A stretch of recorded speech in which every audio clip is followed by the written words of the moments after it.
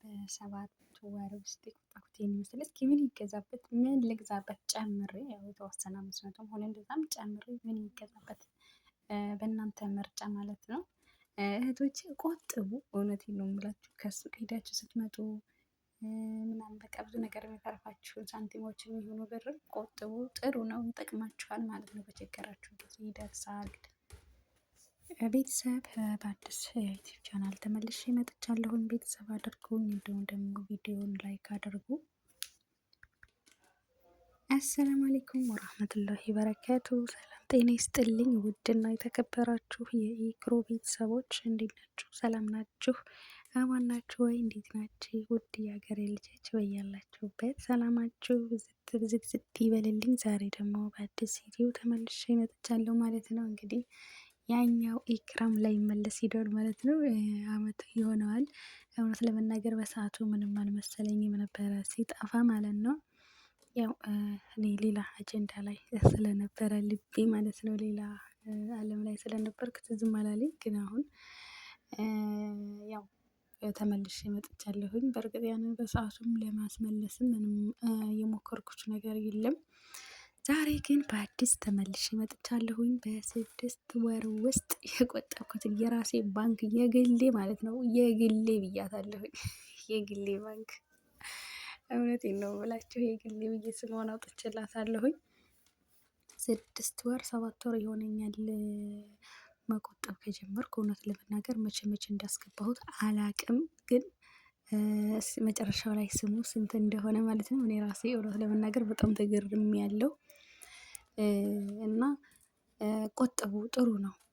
እንደዚህ ከሱቅ ስትመጡ አንዳንድ መልሶችን ምናምን በቃ ታጠራቅሙ እዛች ሰላ ውስጥ ስታስገቧት የሆነ ጊዜ የሆነ ሰዓት ነው፣ ወይ በተቸገራችሁ ሰዓት ሊሆን ይችላል፣ ወይ የሆነ በቃ የሆነ ነገር መግዛት ፈልጋችሁ በዛን ሰዓት መጨመሪያ ይሆናችኋል። ብትቸገሩ ደግሞ ለዛ ለችግራችሁ መሙሊያ ይሆናችኋል። ምክንያቱም በአሁኑ ሰዓት ሰው አበድሩኝ እንኳን ብትሉ የማይበድር የለም። እውነት ለመናገር ያው ማበደር መጥፎም ጎን አለው፣ ጥሩም ጎን አለው። ከጥሩዎች ጋር ከተገጣጠመም ጥሩ ጎን አለው። ከመጥፎዎች ጋርም ደግሞ ለመጥፎዎች ከሆነም ደግሞ የምናበድረው በጣም ብዙ ሙሲባ ይዞ ስለሚመጣ ያው ገንዘብን ይዞ መጠላት ጥሩ ነው ብዬ ነው የማስበው። ግን ደግሞ ለአንድ ለተቸገረ ሰው መድረስ ደግሞ በቃ ጥሩም ነው ብዬ አስባለሁ። ግን ያው በቃ እኔ ባይሆን ነው የምለው። ሰው ምን ልላችሁ ፈልጌ ነው፣ በተቸገራችሁ ሰዓት እንደዚህ የራሳችሁ ባንክ ስትኖራችሁ ከፈት ታደርጓታላችሁ። እና እስኪ ዛሬ እንግዲህ እኔ የቆጠብኳትን በመክፈት ላይ ይገኛሉ። በነገራችን ላይ በጣም አስቸግሮኛል። በዚህ በሰላሳ መክፈቻው ራሱ ና ልክፈትህ ብለው ሁላ ራሱ አልከፈተኝ ብሎ በጣም አስቸግሮኛል። በጣም ከምላችሁ በላይ ማለት ነው። በስተ መጨረሻ ቢላዋ አምጥቼ በቢላዋ ገባሁበት ማለት ነው። እንዴት ነው ነገሩ? ብሩን ሳስገባ ያልተቸገርኩት እንዲሞ ሳወጣ ልትቸገር እንዴት ትላላችሁ? እና በጣም ያንገላታኝ ማለት ነው እንትን ለማለት ለመክፈት በጣም ነው ያንገላታኝ። እንግዲህ ብሬን በማውጣት ላይ ይገኛሉ። እውነት ለመናገር ይሄን ያህል ብር አጠራቅማለሁ ብዬ አላሰብኩም። ማሻአላህ ድንገት ነው በነገራችን ላይ ዛሬ የከፈትኩት። አሁን በዚህ ሰዓት ተከፍተዋለሁ ብዬ አላሰብኩም። ግን ዛሬ ሰዓቱ ደርሶ ተከፍቷል። ድንገቴ ነው የተከፈተውም፣ ግን ከጠበቅኩት በላይ ነው የሆነው ብሩ። በየጊዜው ነው እንደዚህ ሱቅ ሂጄ ስመጣ 5 ብር አለኝ 10 ብር አገኘሁኝ። ያገኘኋትን የወንበር ቦርሳዬ ውስጥ ብዙ ዝርዝሮች ካሉ ለካርድ 20 ብር አስቀርቼ ሌሎቹን ጭምር አደርጋቸዋለሁ ማለት ነው። እና አሁን ብሬን በመቁጠር ላይ ይገኛለሁ። እስኪ ምን ይገዛበት ይሄ ብር? ምን ልግዛበት? እኔ እንደዚህ ባጠራቀምኩት ነገር ወርቅ ነው መግዛት የምፈልገው። ሰምታችኋል። የወርቅ አድናቂ ነሽ ወይ የወርቅ አፍቃሪ ነሽ ወይ ልትሉ ትችላላችሁ። እውነት ለመናገር ለወርቅ ብዙም አልነበርኩም፣ ምንም ቦታ አልነበረኝም። ይቅርታ ለድምፄ፣ ጉንፋን ይዞኛል መሰለኝ ሰሞኑ፣ ብዙም አይደለም። እና ለወርቅ እኔ ብዙም ቦታ የለኝም። ግን ወርቅ ብንይዝ በጣም ጥሩ ነው። በጣም ጠቃሚ ነው። በጣም ቆንጆ ነው። ማንም በተለይ ማለት ነው ባለ ትዳር የሆናችሁ ሴቶች ወርቅ ግዙ። ብር ከምትይዙ ወርቅ ግዙ። ምክንያቱም መቼም እንደው ተንከሲስ ባል ካልሆነ በስተቀር ወርቅ አላት ሽጣ ትካፈለኝ አይልም ካላበደ በስተቀር ማለት ነው። ስለዚህ ወርቅ ማለት ለእኛ ለሴቶች በጣም ልክ እንደ እናት ጓዳ ብዬ ራሱ ብሰይመው ምንም እንትን አይልም ማለት ነው። ምክንያቱም በፈለጋችሁ ሰዓት ሽጣችሁ እንትን ትሎታላችሁ፣ የፈለጋችሁት ሀጃ ላይ ታውሉታላችሁ ማለት ነው። እስከሸጡትም ታጌጡበታላችሁ፣ ስትቸገሩም ደግሞ ወጣ ብላችሁ ኳ አድርጋችሁ ትመለሳላችሁ ማለት ነው። እኔ በጣም ነው ወርቅ የምፈልገው ግን ማለት ነው አልገዛም። ትልቁ ችግሬ ምንድን ነው? አልገዛም። እፈልጋለሁ እንጂ አልገዛም። ከላይ ላይ ምንግግ አድርጎ ብሩን እየወሰደ የሚገዛልኝ ሰው እፈልጋለሁ። የኔ እናት እናቴ እህቴ ማለት ነው። እሷ ነበረች እስካሁን የገዛችልኝ። እንግዲህ እህቴ የኔ እናት የኔ ውድ እህት ትልቋዬ ትናፍቅኛለች፣ ሀገር ገብታለች። በቃ አንድ ሁለት በደህና ብር መግዛት እፈልጋለሁ፣ ግን እምገዛ አይመስለኝም። ለምን በቃ አልገዛም። እኔ ለምን እንደው አላውቅም፣ እጄን ይይዘኛል ወርቅ ላይ ማለት ነው። ግን በአሁኑ ግን ኢንሻላህ እገዛለሁ ብዬ ተስፋ አደርጋለሁ። በዚህ ማለት ነው ጨምሬ፣ ያው ብዙም አይመጣም አሁን ላይ ታውቃላችሁ፣ ግራም ከ500 ብር በላይ ነው። ጨምሬ ለመግዛት ነው የፈለግኩት። እስኪ እናንተስ? ልብስ ልግዛበት፣ የሆነ ልብስ መጥለብ እፈልጋለሁ ከሺኤን ላይ ማለት ነው። በጣም የሚያምር ቀሚስ በጣም የሚያምር ቀሚስ አይቻለሁ። 280 ብር ነው ቀሚሱ ማለት ነው። ከዛ ያው አላባሽ መቼም ያስፈልገዋል፣ ጥገም ሻንጣ፣ እንዲሁም ደግሞ ሂጃብ ያስፈልገዋል።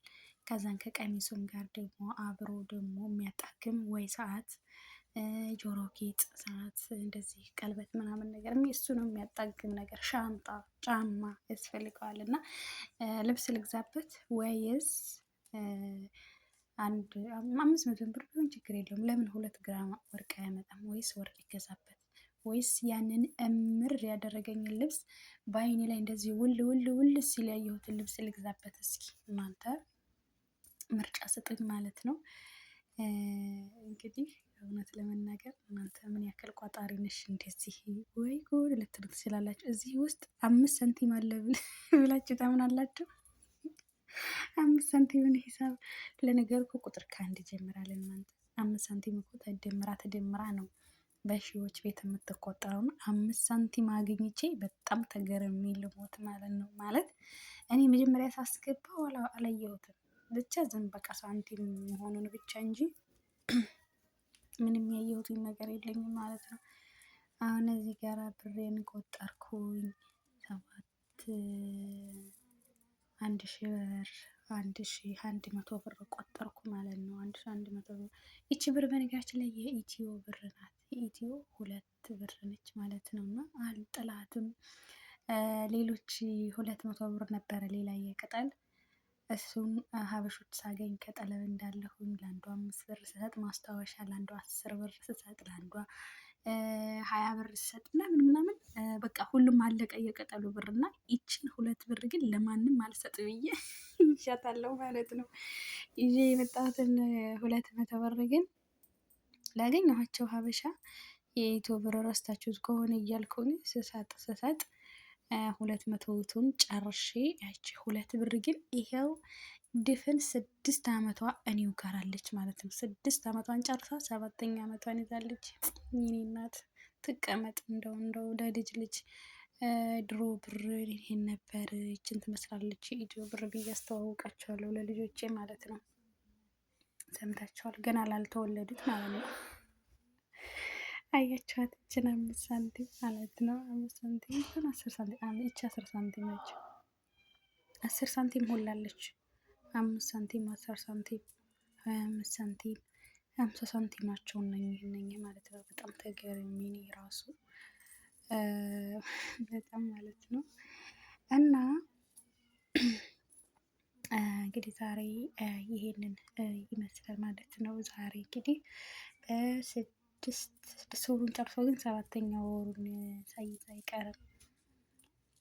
ኧረ 6 ወር ይሆናል እንደ መስከረም፣ ጥቅምት፣ ህዳር፣ ጥር አይዋ 7ኛ ወሩ ይዟል ማለት ነው። ጥቅምት ላይ ምናምን ጥቅምት ማለቂያው ላይ ነው መቆጠር የጀመርኩት ትላላችሁ።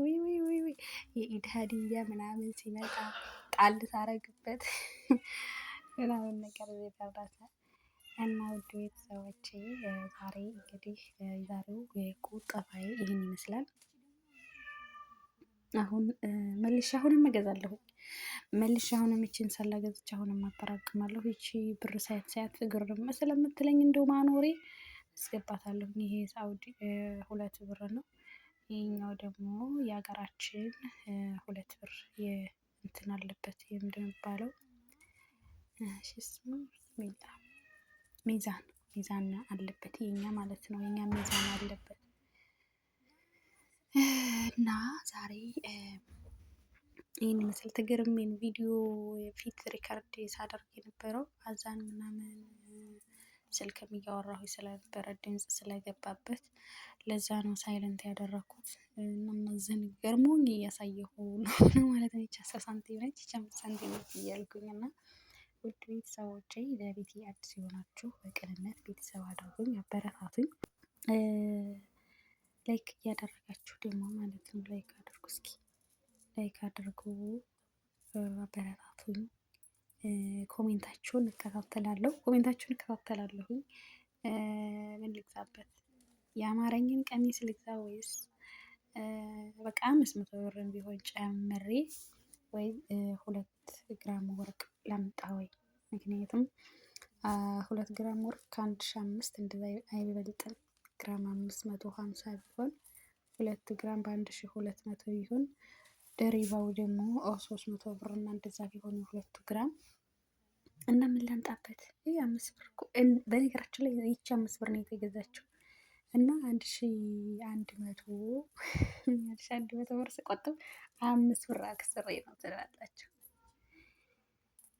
እና ቤተሰብ ይሄንን ይመስላል።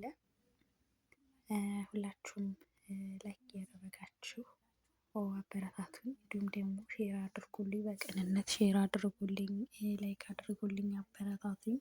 መስራት እፈልጋለሁኝ።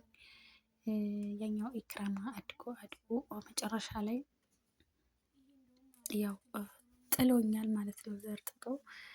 ሁላችሁም አበረታቱኝ፣ ላይክ እያደረጋችሁ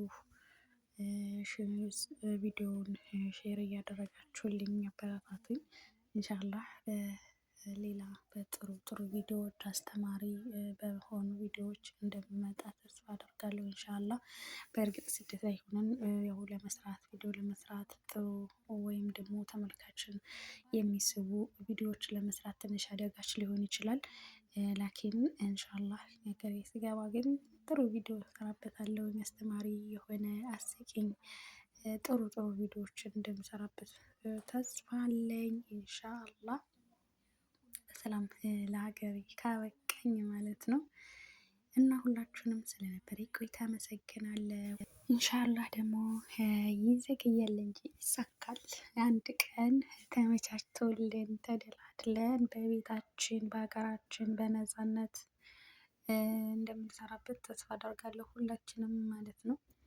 ያው እዚህ ግን ድብብቆሽ ከድካም በኋላ ያው ስራ ሰርተን ከጨረስን በኋላ ድካም መቼም አይጠፋም አይደል? ከዛ በኋላ ነው የምንሰራው እና ኢንሻአላህ እንግዲህ ያው የለፋንበት የደከምንበትን ውጤታማ እንደሚሆን ተስፋ አደርጋለሁኝ። ምክንያቱም ያው በመስመር ይደውላል ያለኝ እንደሆነ ይሻለኛል። ይሄን ስልክ ፈልጋኖች ደግሞ ቀበጥ